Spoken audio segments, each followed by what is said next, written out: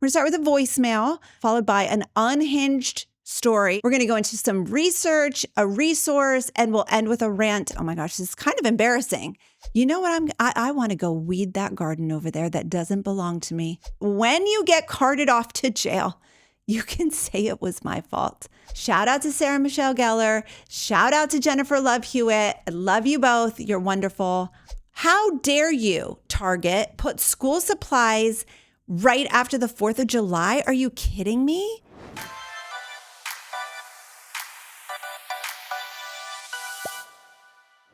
Hey, what's up? This is Kristen Carter, and you've tuned into the I Have ADHD podcast. I am medicated, caffeinated, regulated, and ready to roll. What's up? What's up?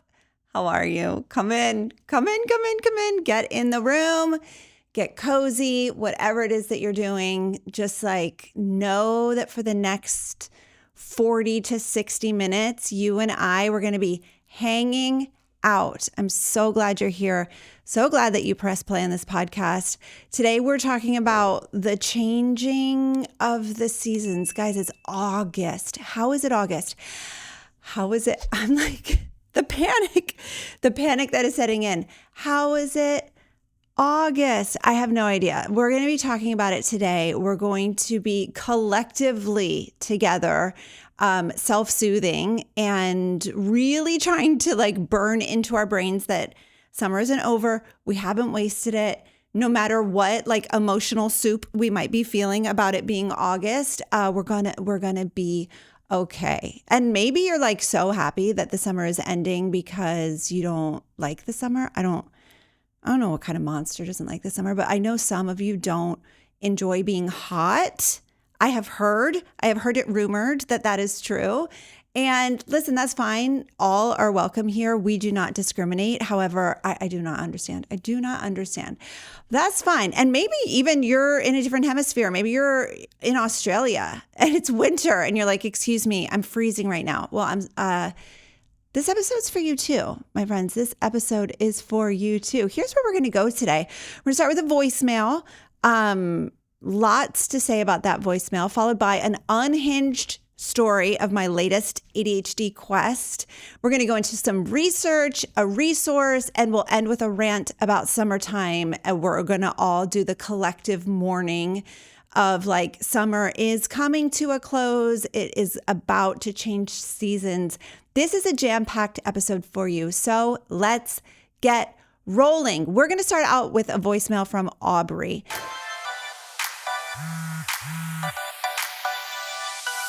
Aubrey, she has a complicated question. I think it's something that a lot of you will relate to. So let's hear from Aubrey.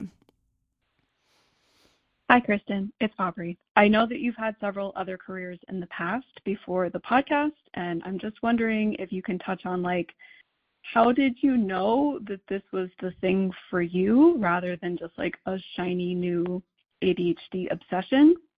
The podcast has obviously been very successful, which is awesome for you and for us, but I guess I'm just wondering, like, if it hadn't been successful, how long would you have given it before trying something else?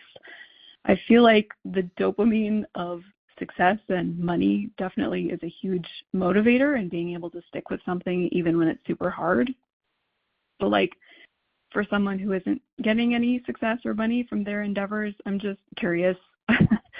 Number one, how do you pick something when you could imagine yourself being happy and fulfilled doing lots of things? Like, what are the exact questions one might ask themselves to figure out their why and gain purpose and clarity? Number two, how do you not crash and burn after a few months or years of doing it? And number three, how do you ignore all the little voices of doubt and panic when the thing isn't working or when you've lost interest in it?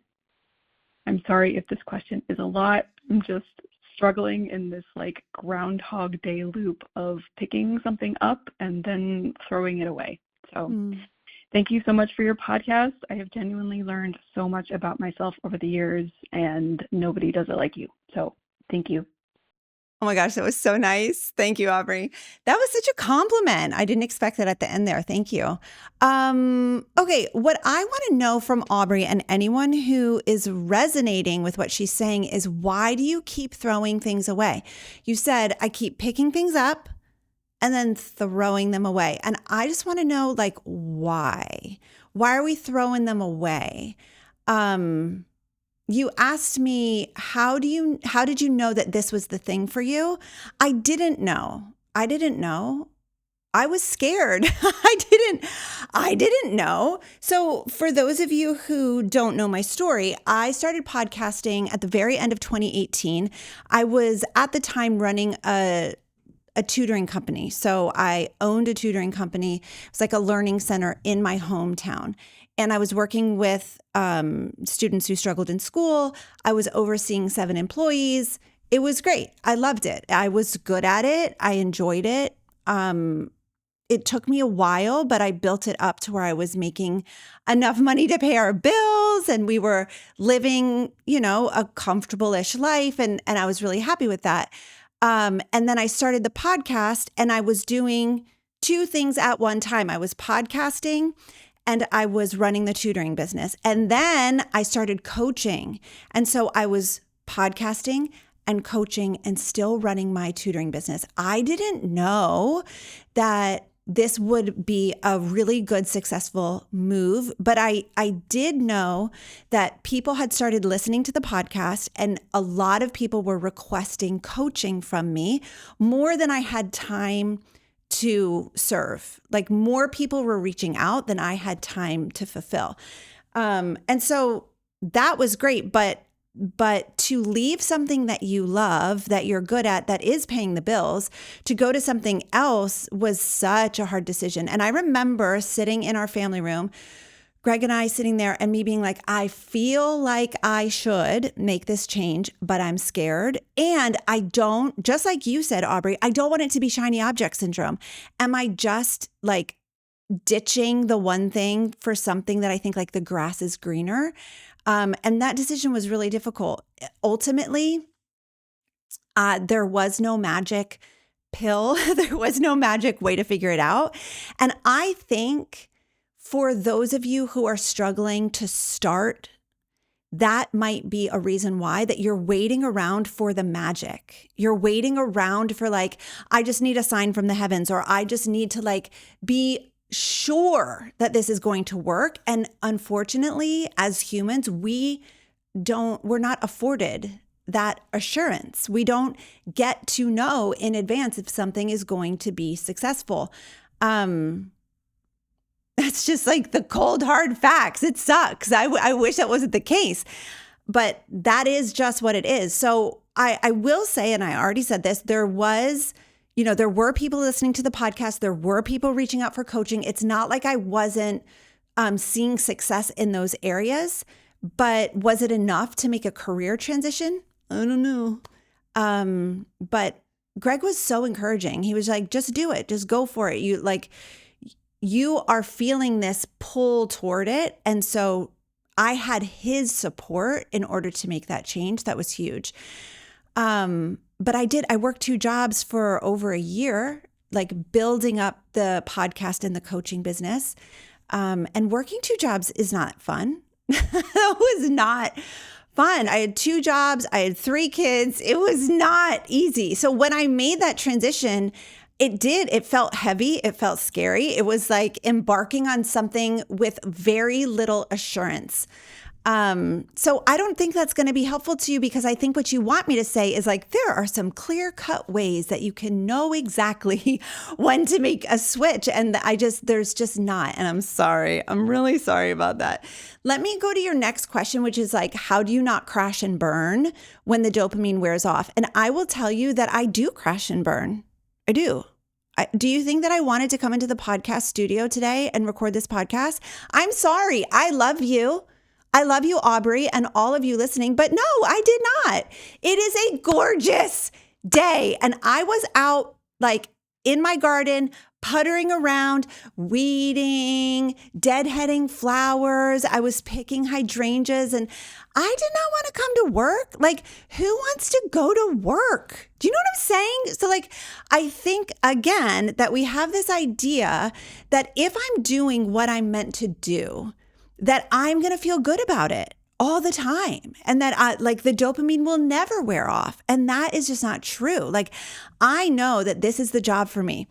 I know that like driving into Philly and coming here and recording the pod, I know this is what I meant to do. But did I want to do it today? No. Was I dreading it even last night as I was like preparing? Yeah, I was dreading it. Like, I'm sorry. I hope that's not offensive to you. Like, maybe you think that I'm just like on a dopamine high all day, every day with my job. I'm not. I just want to like bum around and wear pajamas and putter in my garden. That's all I want to do. So yeah, I think that like we do crash and burn, but the why behind it has to be strong. So the why is I want to help as many people with ADHD as possible. The why is if I don't podcast, then I won't have a podcast. Like, that's just like pretty cut and dry. I want to have a podcast. And if I don't come in here and record it, I'm not going to have a podcast. You know what I mean? I want to be a person who has a successful podcast.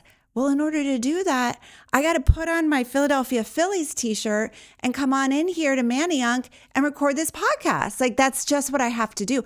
I want my kids to be able to go to college. I want to be able to retire. Like, those things also are drivers, right? So I really, really want you to know that no matter what you choose to do, there will be days, weeks, months when you're just like, I don't want to do it. I don't want to do it. It doesn't mean it's the wrong thing. Never in my last 6 years have I thought, oh, I'm on the wrong course. This is just what it feels like to have a job. This is just what it feels like to be doing the right thing in your life. It doesn't actually feel good. And I think so many people with ADHD are waiting around to feel really good in their job, in their career, like really like dopamine-y and very just aligned all of the time. And like, this is, I don't have any fear. I don't have any doubt. I don't wonder if this is the right thing. I'm just like, this is just perfect all of the time. And truly, I think having a job is just hard. I think being human is hard. I think being obligated to like put on a bra and go to work is hard. Like, I'm sorry. It's not ever easy. And so I think that you can be doing aligned work and still crash and burn and still feel like, I don't want to do it. I don't want to do it. Every day I come in here, I tell Dan, I don't want to do it. It's too hard. I'm already sweating. Recording this is like, I've got cameras looking at me. I've got a timer going. It's on my computer. There's just like so much involved. So I do crash and burn. You're witnessing it right now. You're witnessing my crash and burn. But what I want you to know is that that is just a part of it. We don't get to have a job and do meaningful work without crashing and burning almost constantly. It's just, in my opinion, in my experience, just the way it is. Your last question is, how do you ignore the voices of panic or doubt? I panic on the regular. I've really done a good job of self-soothing and taking care of myself and giving myself what I need and not making the panic or doubt mean that I should throw in the towel. Again, panic and doubt are just par for the course in anything that you do, especially if it's something new, especially if it's something that you've never done before, especially if it's something forward facing on a camera, on YouTube, listening on like all of that stuff. Like, the panic and doubt is just extremely a part of it. What am I trying to say here? It is just a part of it. So how do I ignore it? I don't necessarily ignore it. I more just like observe it and keep going. Oh, there's the panic. There's the doubt. Yup. That's what's involved. That's what we got here. That's what we do. When like Greg came in with me And we talked about our marriage and we talked about our kids. Like there is panic and doubt there that like I'm being so exposed and like my relationship is on display and what are people going to think and what are the observations going to be about the way that we interact, the way that we relate to each other. I have no idea. There's a lot of doubt in there. There's mild panic. And even with Greg, like last night, I was like, your episode's coming out. And he was like, oh my gosh, it just is hard. So panic and doubt, again, they don't mean that you're on the wrong course. They mean that like you're just a human doing human things, and panic and doubt are just along for the ride. So I observe them. I'm just like, oh, there you are. Sometimes I have to like sit and really breathe through them and like regulate myself, regulate my emotions, regulate my nervous system. But in general, I just expect them to be there. Instead of saying, uh-oh, something's gone wrong, panic and doubt are here, I guess I'm on the wrong path. I'm just like, yeah, this is just what it feels like to do the things. Oh gosh. So I just want to encourage you, Aubrey, and anyone who relates to Aubrey's questions, like just choose something and give it your all and decide that it's the right thing, because who's going to make that decision for you if not you? Who better than you to decide what the right thing is? Just make a decision, go for it, give it all you've got, allow the crash and burn, allow the voices of panic, allow the dopamine to ebb and flow, but mostly ebb. The dopamine will ebb and flow, but it will mostly ebb. It will mostly just feel like work because it's work. This is just what it feels like to work. You know what I'm saying? And it's so interesting because if we ever have the privilege of stopping work, I think that's not going to feel good either. Like, I just don't think that humans get to feel good all the time. I think most of the time we're just kind of in this state of like, I wish I was doing something else. Like all day long, I'm like, I wish I was in my bed. Do you know what I'm saying? Like, I just think that that's kind of what it is to be human, and that's okay. It doesn't mean something's wrong. It just means like, yeah, this is the human experience. So Aubrey, thank you so much for calling in. Thank you for allowing me to go off and rant an answer to your question. And if you want your question answered on the podcast, I would absolutely love to hear from you. The number is 833-281-2343. Again, that's 833-281-2343. You can just call, leave me a message. I listen to every single one of them. I answer as many as I can. I absolutely love to hear from you. Okay, so I want to tell you about some unhinged ADHD quest that I have been on in the last couple weeks. And that is, this is so silly. It's so silly. I'm almost embarrassed to tell you, but it relates to like summertime and it relates to being in nature. And so I think it's important for me to tell this story. So I live in a neighborhood that was built in the last 4 years. So over the last 4 years, my neighborhood has been built. It's been complete for about a year now.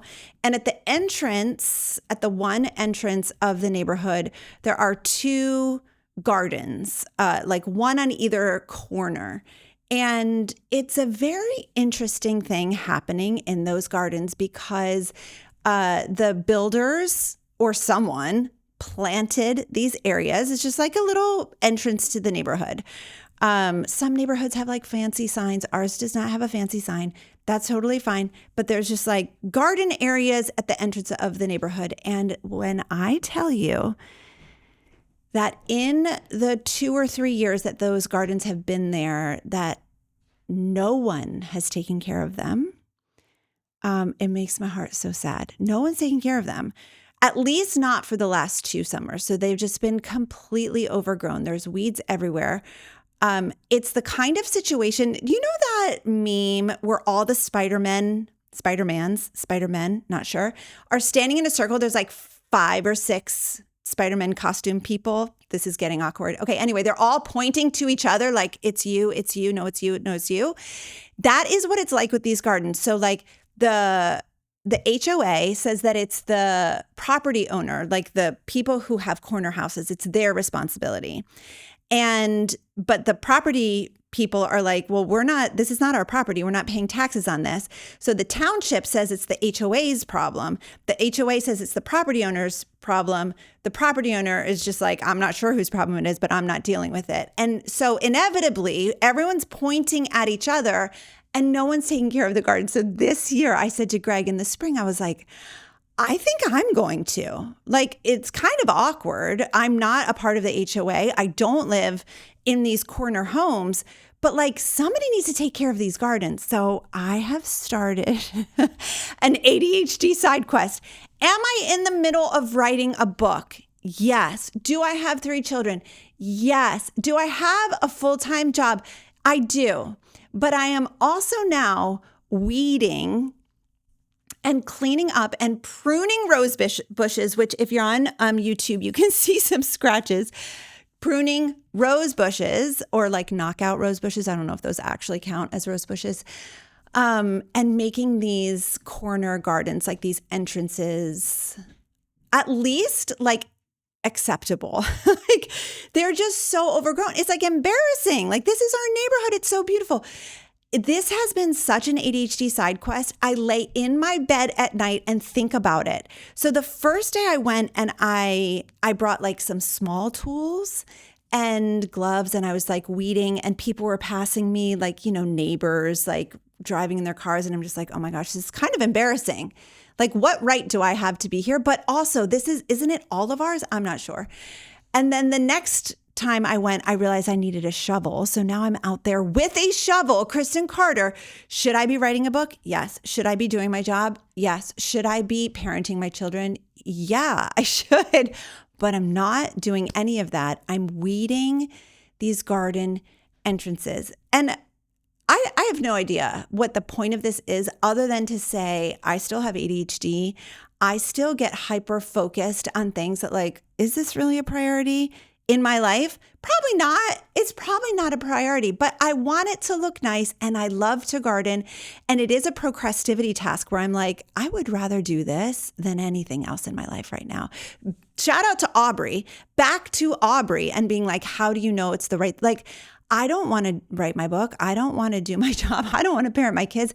You know what? I want to go weed that garden over there that doesn't belong to me, that has no owner, apparently. I'm gonna go weed that. And I was saying to Greg last night, maybe that's what I do in my retirement is just go around from like garden to garden that like doesn't belong to me, like the rogue gardener, and just like weed random shit all day, every day. He was like, I think that would get old. I was like, okay, that's fair. But I think that's like a note of procrastivity. It's a note of ADHD. And it's also just allowing ourselves to be in nature and enjoy simplicity. There's something so simple about an overgrown garden that like you get to see immediate gratification, immediate results, immediate, like, this is so much better. It's so cute. So anyway, if any of my neighbors are listening, I hope you don't feel intruded upon. If the HOA is listening, you guys are worthless. You do nothing. I'm annoyed. If the township or the builder or the developer, like none of you all are listening, but it truly is. And we'll show that meme on, if you're listening on YouTube, we'll show that meme where it's just like everybody is pointing at everybody else. And I'm just like, you know what? I'm a weed it. I'm a weed that thing good.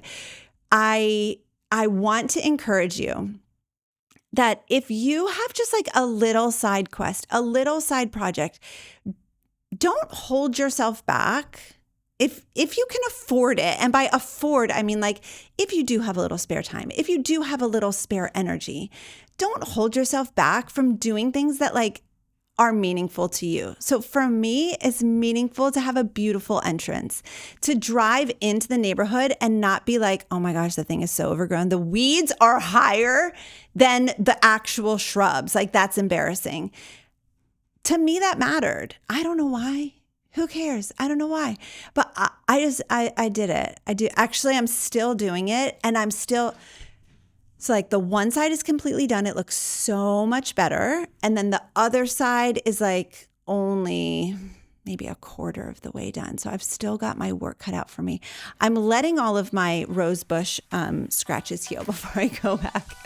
Everyone with ADHD knows what to do to improve their lives. You go to bed at a reasonable time and you wake up early, make a list, cross the things off the list in order, manage your time well. Yeah, we know what to do, but ADHD is not a disorder of not knowing what to do. It's a disorder of knowing exactly what to do, but not being able to get yourself to do it. That's why ADHD is so frustrating. We're smart and we want to succeed, but we can't get ourselves to do the things that we know we should do in order to make improvements. That's why I created Focused. I'm a life coach with multiple certifications, and since 2019, I've spent thousands of hours coaching adults with ADHD. Time for me to focus on you. Hello. Welcome to your coaching call. I am going to be coaching you today on relationships. I know what it takes to help an adult with ADHD go from hot mess express to grounded and thriving. Focused is my monthly coaching membership where we go deep and we get to the root cause of what holds us back with ADHD. I'll teach you how to understand your ADHD brain, regulate your emotions, and accept yourself, flaws and all. With this foundation, we build the skills to improve life with ADHD. And not only do you get skills and tools in Focused, but you're surrounded by a huge community of adults with ADHD who are also doing the work of self-development right alongside of you.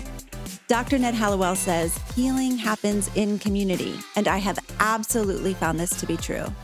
As a matter of fact, listen to what actual Focus members have to say about being in this program. What can I say about Focused? Full community of people who have issues similar to you, and no one judge you. Focused has really supported me with my difficulties and asking for help. I've been encouraged and cheered on by the community. I really like that you can do as much or as little as you want. It's not just about the volume of the content, it's about the quality. Focus has helped me understand ADHD better. I would recommend this to anyone. I would thoroughly recommend Focused. I can confidently say that this is one of the best decisions that I have made for myself. So if you're an adult with ADHD who wants to figure out how to be motivated from the inside out and make real lasting changes in your life, join hundreds of others from around the world in Focused. Click the link in the episode description to check it out. All right, we're going to move on to the resource of the week. And this is so cringy. I'm so sorry. I almost said sorry. Shout out to my Canadian listeners. I am so sorry. But the resource of the week is nature. I want you to get out into nature. It is free. It is everywhere. It is so calming for the ADHD brain. Go put your feet in the grass if you're not allergic to it. Go hug a tree. Go for a hike. Go sit by some running water. Go weed a garden that doesn't belong to you, okay? And when you get carted off to jail, you can say it was my fault. All right? I'm so sorry. But nature, especially if it truly is like summertime for you still, nature is free medicine. It is free medicine. We're going to move on to research, and guess what it is going to be about? Nature is so regulating to the nervous system. It makes us feel calmer. I'm linking a bunch of research articles in the show notes, but exposure to natural environments has been linked with decreases in anxiety and rumination, which how many of you would love to stop ruminating?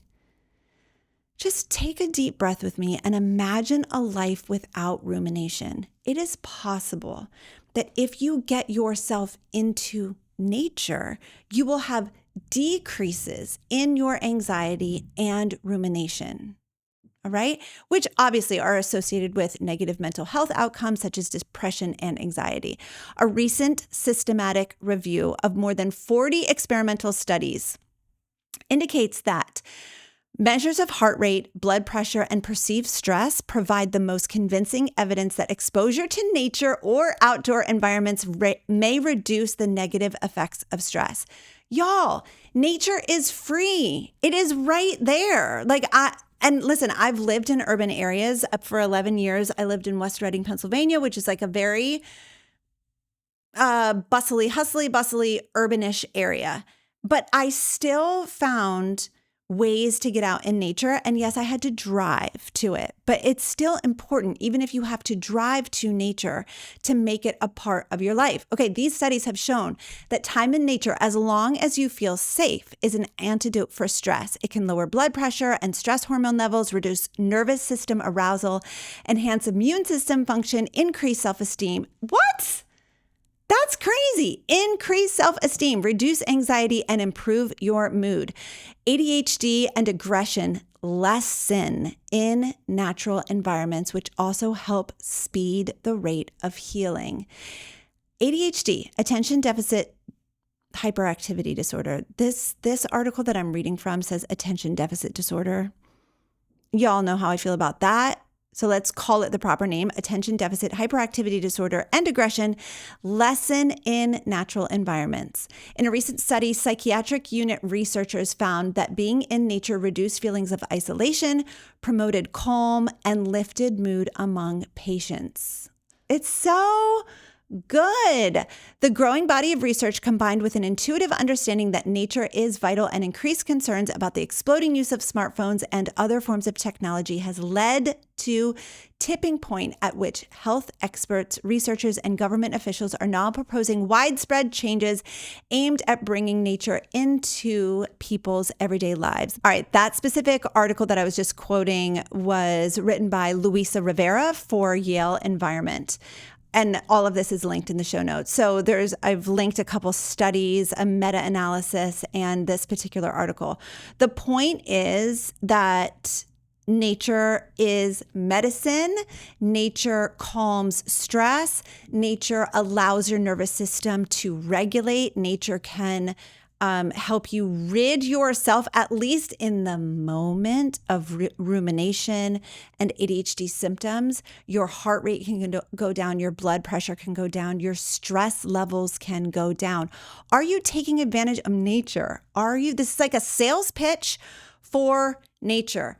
One of the things that I'm so grateful to my parents for is that they loved being in nature, especially my dad. And he would take us like on hikes. He would make sure we would go out for walks. I think he intuitively knew that nature was calming. It was very calming to him, I believe. And that was something they instilled in us at a young age. They took us to national parks. We went to Grand Teton National Park. We went to Yellowstone National Park. That was like such amazing memories as kids. Even when we were living in Guam, where it's like mostly jungle and mostly rainforest, we were still hiking. So there's a mountain called Mount Lam Lam in Guam. You can Google it. I don't even know. We would see wild buffalo, and we would hike in nature. We would hike to a waterfall. It was wonderful. Loved it so much. It's something that I will always be grateful for them instilling in me. And I hope that I am instilling it in my own children. Although I have one child, he's an indoor cat. He is an indoor cat, but that's fine. That is fine. Currently, my other child is out golfing today, which I just think is the cutest thing ever. Like little kids golfing. Are you kidding me? I've never golfed a day in my life. I'm way too ADHD for that. I have absolutely no desire. Anyway, back to the point. Health experts, researchers, and government officials are now proposing widespread changes aimed at bringing nature into people's everyday lives. And I just want to ask you, how can you bring nature into your everyday life? How can you do it? How can you go out and make sure that you are surrounded by nature at least once a week, once a day, if possible? Go weed a garden that doesn't belong to you. If that's the only thing you can do. Do you know what I'm saying? Because this will calm your stress levels. This will calm your anxiety. This will help your ADHD symptoms to dissipate, even just in those moments, which is fine. What a relief. It will help you to ruminate less often. It will be so calming. That's my sales pitch. Sales pitch for nature. Okay, as we get wrapped up here, let's just talk about the fact that it's August We're going to take a deep breath together. I don't know if you feel the same way that I do. And if you don't, that's okay. We can be different. You can feel a different way than me. But I am guessing that a lot of you are like, wait, what? It's August? Are you kidding? I do not consent to summer ending. And you may be feeling what I called earlier an emotional soup, because you might be feeling some regret about like, oh, I had big plans for the summer. I was going to clean out the garage. I was going to do this project. Maybe you're feeling a little sad. Like I always feel a little bit of grief at the end of summer. Like, oh, it's so sad. Or maybe dread of what's to come. Like if you have school age kids, like the transition into school and all of the busyness, or a mix of all three. Maybe you're just like so glad that summer's ending. You're like, good, get it done, get it over with. But it doesn't matter to me what you feel. I just am asking you to tune into you. What is it that you're experiencing? Are you experiencing regret because you thought that you'd declutter your basement or start that new habit like this summer, I'm really going to run or whatever it is. And maybe you just didn't do it. Maybe like life happened and you didn't get to it. Or maybe you are feeling that dread, like the chaos of school and forms and lunchboxes and sports and vaccines. I got a letter from the school that my son is missing a vaccine, which I did not know, AKA like it wasn't like I decided not to give it to him. It was just like, I didn't know that he didn't have it. And he can't go to 12th grade unless we like get him into the doctor's office, and which is fine. Like we're obviously going to do it. But the feeling of like, oh my gosh, like I could be standing in the way of my son completing his senior year because I forgot or didn't realize that he didn't have this one vaccine. Oh my goodness. I don't think it's like the actual, I think it's probably like the booster or like the second one. I don't even know. I don't even know. I got to take care of that. And I am feeling dread. I am feeling like pressure all of a sudden. And I'm feeling resistance to that. Like, excuse me, this is my summer. I do not want to feel any stress. I don't want to even think about school. I don't want to think about like the school nurse's letter that I got in the mail saying you failed to do this for your child. If that's not an ADHD thing, I don't know what is. I'm so sorry. I'm going to take care of it. Okay, I am. There's a certain like nostalgia that some of us feel with summer, just like the season of it and what it means to us. And it has like this kind of like magic. I even think about like fireflies, like lightning bugs. Like there's just some magic to it. They sparkle the darkness. And like, that's hard to let go of. Like things like that are just hard to let go of. And again, maybe you're feeling some urgency, like, oh my gosh, there are so many things that I meant to do. Those of you who have real gardens, like I don't actually have a real garden, but those of you who have real gardens where you're growing vegetables and you might feel the pressure to like, I need to harvest this, I need to can this, what is it? What are the things that you do with gardens? I don't even know. So I just am inviting you to check in. Like just check in. Where are you at? It's not over, my dear. This is just the first week of August. You can chill. It's not over, but let's just check in. Where are you at? Take a moment to reflect on like, what did happen this summer? Even if not everything went as planned, like what did you do? What memories were made? Just take stock, take inventory, moments of joy or rest or connection. The other night, like these are my favorite types of summer memories. Like it's probably like 8 p.m. The sun is going down. We have a view of the sunset from our back porch. The kids, like one by one, are coming out. They're all on their screens. It's totally fine.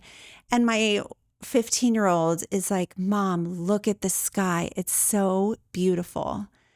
Like, what 15-year-old boy is like noticing that and enjoying it and calling attention to it? It just like warmed my heart. Like that's a memory that I'm going to be tucking away, a summer memory that I'm like, that was the best. My 15-year-old was like, look at the sky, Mom. It's so beautiful. Like, yes, it's so awesome. take note of your tiny wins. Like if you have little kids at home, like you kept the kids alive. Did you get them to the dentist? I did schedule dentist appointments. I was hoping that we could get in this summer, but we're not going to get in. And I don't even want to say, it's embarrassing. January, okay? January. We're not getting it until January, but I did schedule the appointments. Like what are your tiny wins? I will say that this like garden weeding project that doesn't belong to me that I've taken over, that's a tiny win for me. I feel really good about it. I feel like so satisfied that I get to enjoy it, that the neighbors get to enjoy it, that even though it wasn't my responsibility, it's still something that I can like point to that like I did that. It looks so much better. We often like forget what we've done, right? Because our working memories aren't that great. And so you might want to actually take stock. Like what is it that you did in the last couple weeks or last couple months? Like name your wins. Name the things that you're proud of. For me, this was my first summer that I actually continued going to the yoga studio over the summer. Usually that's a winter endeavor for me because it's hot yoga. And I don't know, my brain every year has been like, why would I do that in the summer? But this year I was like, I really want to continue throughout the summer. And I have been. I'm happy about that. Have I gone every single time? No. Have I gone every single week? No. But have I gone more often than not? Yeah. I'm so happy about that. I'm so happy about that. As you anticipate, as you kind of like wrap up what you did this summer, which is kind of funny because the movie I Know What You Did Last Summer is coming out, like the sequel. That just made me think about it. Shout out to the 90s. Shout out to Sarah Michelle Gellar. Shout out to Jennifer Love Hewitt. I love you both. You're wonderful. I don't know if there's beef between you. I've heard it rumored that there is. I still love you both. Anyway, remember what you did. Like actually do remember. What did I do this summer? What can I be proud of? What am I going to tuck away into my heart as like a beautiful summer memory? And what are you anticipating? So summer's not over. You still have several weeks left. What do you want to do with the rest of it? What's realistic for you? What could you maybe do with your next couple weeks that might feel magical? One of the things that I want to make sure to do, our weather has not been great. So we've had a lot of rain in the Northeast. But one of the things that I want to do is I want to have a couple fires. I want to make sure that we grab the fire pit and we have a couple fires before the summer is over, because Greg and I talked about that at the beginning of the summer. We want to use our backyard more. We want to make sure to have fires with the kids. It's like one of the only times that the kids like put down their screens and they all just sit around. The fire, like it draws people, at least people in my family. And I love that. And we haven't really done that, partially because of the weather, partially because it's just easier to sit on the couch and watch Survivor and The Amazing Race, which is those are our summer shows. Okay. But what do you want to do with the next month? We're going to call the end of summer Labor Day because traditionally that's when the true end of summer is. So you've got a full month left. What else do you want to get done? What other summer memories do you want to create? Like think about what magic you want to create in the next month before this season, before we can truly call it like done. And what are you anticipating? What are you anticipating coming? So for me, I'm anticipating a really busy season. Like August through November, all three of my boys are involved in their main activity, the main season of their main activity. Only school-age parents are going to get this, but like you understand the main season of their main activity. So we've got marching band, we've got water polo, we've got soccer. And the fall is the season, the main season for all three of those. And so I am anticipating being very busy, being like the Uber of all Ubers. And I can't wait to watch my kids do what they love. It's my favorite thing. It's my favorite thing to do. It's the best thing about being a parent is watching your kids do what they love. So I'm excited about that. I really am excited about that. I've always resisted the end of summer. I associate it with like the end of my freedom. I think I'm like hungover from probably like my school age years. And I don't know if you relate to that. But when my kids were younger, we were always that family that waited until the last possible second to get school supplies. This is like the most ADHD thing ever, where I would just be in denial that the summer was ending, not willing to look at what's coming, not willing to think about the future. And truly, it wasn't just because I forgot. It was like me rebelling. Like, how dare you, Target, put school supplies right after the 4th of July? Are you kidding me? That is rude. That is so rude. And so I would just be in denial. I didn't want summer to end. And I refused to participate in the back to school frenzy, which meant that my life was a frenzy when it was actually time for back to school, because all the stores were totally sold out. Now there's this little magical thing called Amazon, but at the time there wasn't. Imagine a world without Amazon. So by the time that I would go to the store, like the week before school started, everything was picked over. There wasn't, like, you couldn't find a yellow folder or a glue stick anywhere. So I'd like try to find substitute. It was just like, it was a hot mess. The point is that me working through my feelings of the end of summer has allowed me to prepare a little bit more in advance and do the right thing by my kids and like get them school supplies in time, which is great. But if you are in that rebellion, if you are in that, like, I don't want to think about it, la, la, la, la, la, la, la, like, don't talk to me about it. I get it. Like, that is such a human thing in my opinion. But I just wonder if we can like enjoy thinking about the summer that we have. I'm not going to say had, it's not over. Enjoy thinking about the summer that we have and begin to think about the transition. Begin to think about what that transition means. Begin to think about like what's coming and preparing for the next thing. We ADHDers struggle. We really struggle to reflect and like prepare for the future. Have a clear picture of what's coming. And that's because we have some deficient executive functioning skills. But this is your time that I'm inviting you, like, prepare.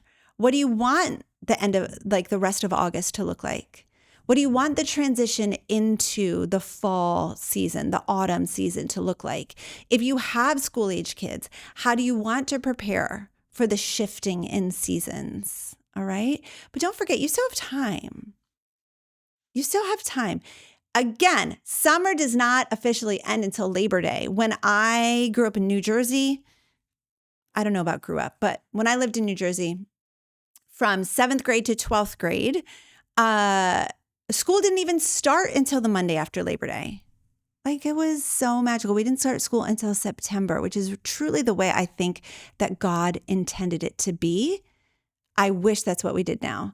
So I understand that as someone with ADHD, you kind of live in this time warp, and we might operate in some like panic or avoidance.